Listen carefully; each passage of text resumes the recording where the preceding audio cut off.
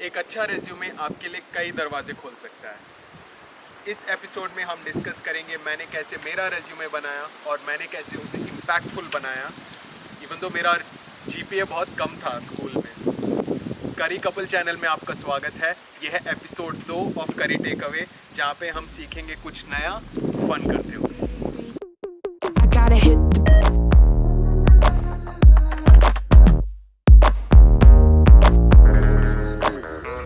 the beat. I gotta. I got it. Thanks for the intro Amit. आगे बढ़ने से पहले क्या तुम ये बता सकते हो कि तुमने रेज्यूमे के क्या क्या बेसिक्स माइंड में रखे? ऑफ कोर्स, मैं 5 चीज़ें माइंड में रखता हूँ जब मैं अपना रेज्यूमे डिज़ाइन कर रहा हूँ। पहली चीज़ ये कि मैं मेरा रेज्यूमे बस एक पेज तक लिमिट करता हूँ। वो इसीलिए क्योंकि मेरा प्रोफेशनल एक्सपीरियंस 10 साल से कम है। मैं मेरा रेज्यूमे बनाऊंगा 2 पेज का जब मेरा प्रोफेशनल एक्सपीरियंस हो जाएगा 10 साल से ज़्यादा, और मैं दूसरा पेज यूज़ करूंगा मेरे प्रोफेशनल अचीवमेंट्स, नहीं तो कुछ करियर हाइलाइट्स वगैरह हाईलाइट करने के लिए। पॉइंट नंबर 2, मैं रूल ऑफ 3 फॉलो करता हूँ। ये हर जगह हर स्टोरी टेलिंग में यूज़ की जाती है। तो रूल ऑफ 3 में आप देखेंगे ये है एडवर्टाइजमेंट्स में, नॉवेल्स में, इवन कविताओं में। ऐसे फॉर्मेट में जब इंफॉर्मेशन प्रेजेंट की जाती है वो बहुत आसान होता है दूसरे पर्सन को डाइजेस्ट करने के लिए। पॉइंट नंबर 3, मैं ग्रामरली यूज़ करता हूँ अपने रेज्यूमे प्रूफ रीड करने के लिए। FYI, ये वीडियो ग्रामरली द्वारा स्पॉन्सर्ड नहीं किया गया है। आई विश ये किया होता, but it's okay. Point number 4, मैं अपना रेज्यूमे बस 2 कलर्स तक सीमित रखता हूँ। तो मैं यूज़ करता हूँ ब्लू कलर हेडिंग्स के लिए और ब्लैक कलर बाकी टेक्स्ट के लिए। ऐसे करने से रेज्यूमे दिखने में बहुत प्रोफेशनल लगता है और बहुत खूबसूरत भी लगता है। पॉइंट नंबर 5, मैं अपना रेज्यूमे सबमिट करता हूँ सिर्फ PDF में, क्योंकि अगर मैं कोई और फॉर्मेट यूज़ करता हूँ तो उसका डिज़ाइन मेसअप होने के चांसेस बहुत ज़्यादा है। तो अब हमने बेसिक्स तो सीख लिए। क्या तुम बता सकते हो कि तुम अपना रेज्यूमे डिज़ाइन कैसे करते हो और क्या क्या सेक्शंस उसमें रखते हो? रेज्यूमे तो रेज्यूमे लाइक कोई टाइम पास के लिए तो पढ़ता है नहीं। तो अगर मैं अपना रेज्यूमे बना रहा हूँ तो मैं ऐसा मेक श्योर करता हूँ कि वो इंटरेस्टिंग रहे पढ़ने में।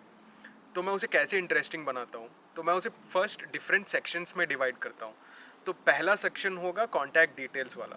तो उसमें जाएगा मेरा फर्स्ट नेम, लास्ट नेम, और यहाँ पे जाएगा मेरा ईमेल आईडी, मेरा फ़ोन नंबर और मेरे लिंक्डइन प्रोफाइल का लिंक। उसके बाद मैं जाऊँगा समरी सेक्शन में। तो समरी सेक्शन तो या तो पूरा वेस्ट ऑफ स्पेस हो सकता है, नहीं तो बहुत यूज़फुल हो सकता है, depending on who you ask. तो मैं उसे यूज़फुल कैसे बनाता हूँ, तो मैं ये मेक श्योर करता हूँ कि मेरे समरी सेक्शन में मेरी पूरी प्रोफेशनल एक्सपीरियंस और स्किल्स को मैं एक ही साथ समराइज़ कर सकूँ। तो मैं उसे 3 पॉइंट्स में डिवाइड करता हूँ। पहला पॉइंट मेरा प्रोफेशनल एक्सपीरियंस का समरी होगा, और मैं मेरे रेज्यूमे मैंने ऐसा कुछ लिखा है, I have 6+ years of hands on experience in forecasting, evaluating and financial analytics. और दूसरा पॉइंट जाएगा समरी सेक्शन में, जहाँ पे मैं कोई सिग्निफिकेंट प्रोफेशनल अचीवमेंट लिखूँगा और मैं उसे अलाइन करने के लिए ट्राई करूँगा मेरे टारगेट फर्म के कल्चर के साथ। और तीसरा पॉइंट रहेगा अगेन कोई प्रोफेशनल अचीवमेंट, लेकिन इसमें मैं ट्राई करूँगा कोई ऐसा स्किल शोकेस करने के लिए जो कि मैं जिस रोल को टारगेट कर रहा हूँ उसमें यूज़फुल हो। तो मैंने मेरे रेज्यूमे में लिखा है कुछ ऐसा: implemented a significant overhaul in pricing methodology and applied data analytics to drive real time decisions in sales. तो ऐसा कुछ लिखना चाहिए थर्ड पॉइंट में। एंड देन उसके बाद हम जाएंगे स्किल्स सेक्शन में। तो आइडियली आपके स्किल्स प्रोफेशनल एक्सपीरियंस सेक्शन में आने चाहिए, बट कई बार जब लोग प्रोफेशनल एक्सपीरियंस सेक्शन पढ़ रहे हों तो वो मिस हो जाते हैं आपके स्किल्स। तो it's very nice to have a separate skill section जहाँ पे आप अपने स्किल्स लिख सकते हैं। तो आइडियली मैं अपने हार्ड स्किल्स लिखता हूँ स्किल सेक्शन में। तो हार्ड स्किल्स क्या हैं? तो it can be things like the languages I know, which is VBA, SQL और DAX। और उसके अलावा इट कैन बी टूल्स जो मैं यूज़ करता हूँ, जैसे एडवांस एक्सेल, एना प्लान, पावर बीआई। और उसके अलावा इट कैन बी टेक्निक्स जो मैं यूज़ करता हूँ, like regression techniques, Monte Carlo simulations etcetera. तो और एक चीज़ आपको ध्यान में रखना चाहिए कि never put your soft skills in this section. Soft skills are things like leadership, communicational competencies वगैरह। तो सॉफ्ट स्किल्स आनी चाहिए नेक्स्ट सेक्शन में, जो कि है प्रोफेशनल एक्सपीरियंस सेक्शन। तो प्रोफेशनल एक्सपीरियंस सेक्शन में क्या आएगा? प्रोफेशनल एक्सपीरियंस सेक्शन है वो सेक्शन जहाँ पे आप लिखेंगे अपनी कंपेलिंग इंटरेस्टिंग स्टोरी। वो इंटरेस्टिंग स्टोरी ऐसा लिखना चाहिए कि जिसमें आप हाईलाइट करेंगे कि मैं क्या क्या ट्रांसफरेबल स्किल्स लेके आ रहा हूँ इस नए रोल में। ये ट्रांसफरेबल स्किल्स क्या है? ये क्वेश्चन मैं आंसर करूँगा, लेकिन अभी वॉकिंग शुरू करते हैं क्योंकि सनसेट होने से पहले हमें ट्रैक ख़त्म करना पड़ेगा।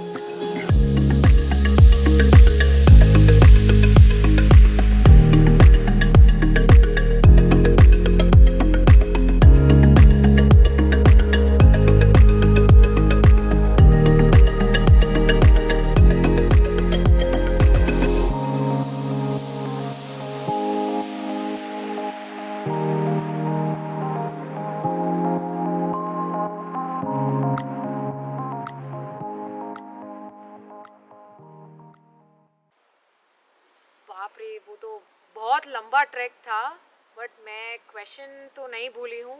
तो back to our question, transferable skills क्या है?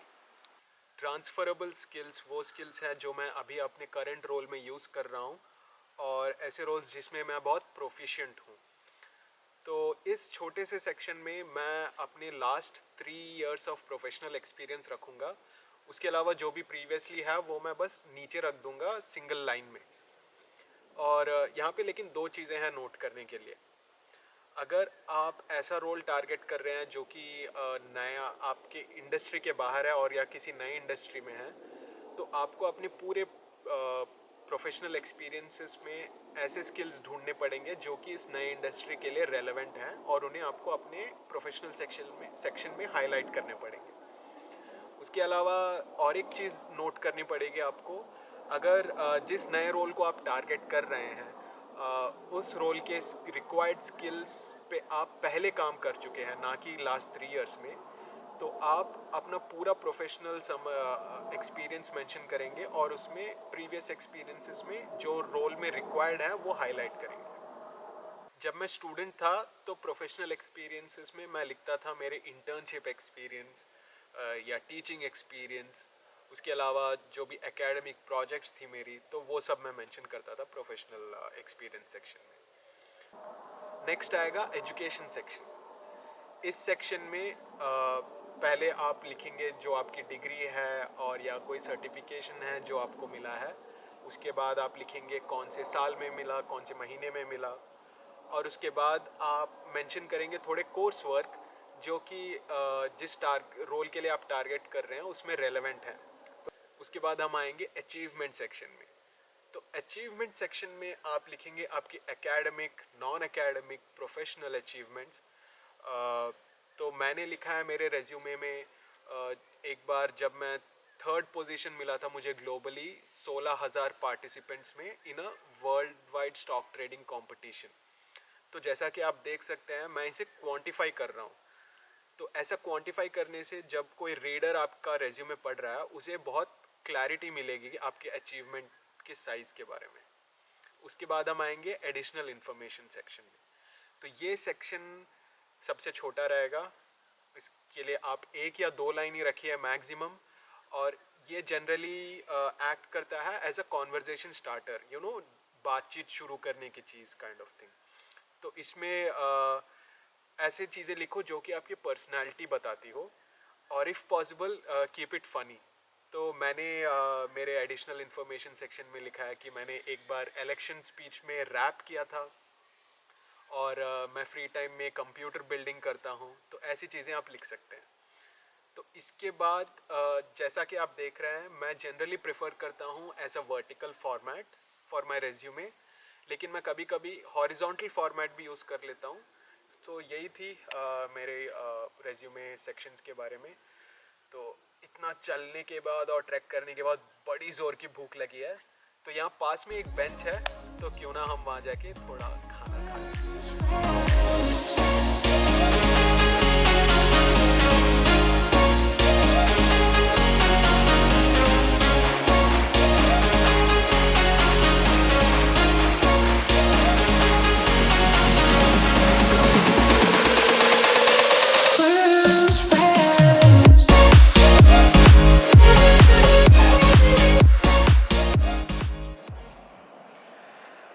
Okay, so I have my battery recharged for one more question.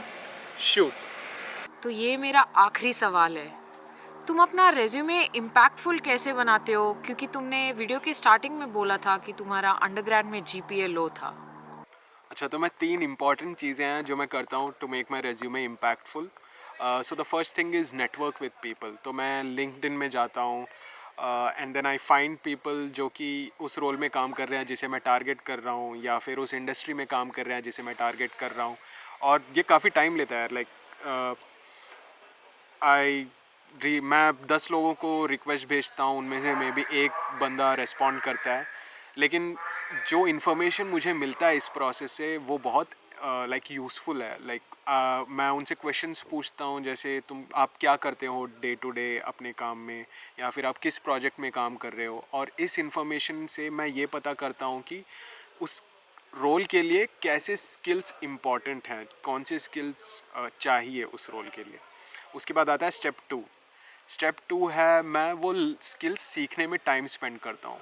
तो फॉर एग्ज़ाम्पल जब मैं कॉलेज में था, मुझे पता चला कॉर्पोरेट फाइनेंस के लिए थोड़े स्किल्स इंपॉर्टेंट है, तो मैं गया इंटर्नशिप के लिए प्राइवेट इक्विटी फर्म में। वहाँ पे मैंने सीखी financial modelling, economic simulations run करना, नहीं तो बिज़नेस डील्स नेगोशिएट करना। और इसके अलावा मैंने यूडेमी और यूट्यूब पे सीक्वल और पावर बीआई जैसे टूल्स सीखे। तो इसके बाद ये सब चीज़ें बहुत हेल्पफुल होती है वंस यू नो कौन सी स्किल्स इंपॉर्टेंट है। और उसके बाद आता है step 3। Step 3 is tailoring your resume for the role you're applying, या फिर अपना रेज्यूमे उस रोल के लिए टेलर करना। तो इसमें आप पहले बुलेट पॉइंट जब भी प्रोफेशनल एक्सपीरियंस में मेंशन कर रहे हो, तो आप उसे टोटली रेलेवेंट कर देंगे उस रोल के लिए। सो फॉर एग्ज़ाम्पल मेरा पहला बुलेट पॉइंट में मैं ये वर्ड्स लाइक फोरकास्टिंग या फिर वैल्यूएशन पक्का इंक्लूड करता हूँ, क्योंकि मैं फाइनेंस रोल्स के लिए अप्लाई करता हूँ। Second thing in tailoring the resume is using action verbs. So action verbs की लिंक मैं रखूँगा डिस्क्रिप्शन में। तो ऐसे वर्ब्स से आप अपने सॉफ्ट स्किल्स जैसे कि लीडरशिप, टीम कोलैबोरेशन या फिर एनालिटिकल थिंकिंग, ऐसे स्किल्स को आप हाईलाइट कर सकते हो। तो फॉर एग्ज़ाम्पल मैंने मेरे रेज्यूमे में लिखा है I analyzed X billion dollars of declining hardware data, and then I proposed a pricing methodology which increased the revenue by Y million dollars. ऐसा कुछ। तो इसमें आप देख सकते हैं मेरी एनालिटिकल थिंकिंग, ऐसी चीज़ें हाईलाइट होती हैं। तो एनीवे ये है मेरा रेज्यूमे। और इस रेज्यूमे के बारे में एक ऑसम चीज़ ये है कि आप इसे किसी भी रोल के लिए, किसी भी इंडस्ट्री के लिए मॉडिफाई कर सकते हैं। और अगर आपको आज कुछ सीखने को मिला तो लाइक बटन ज़रूर हिट कीजिए, और अगर आप अपडेटेड रहना चाहते हैं हमारी करी टेक अवे सीरीज़ के साथ, तो सब्सक्राइब बटन ज़रूर क्लिक कीजिए। अगर आपको कोई क्वेश्चंस है या फिर कोई कमेंट्स है तो अपनी कमेंट सेक्शन में ज़रूर छोड़िए। ये है curry couple, we bring some spice to your life. Thank you for watching this video. Bullshit dripping out the chin.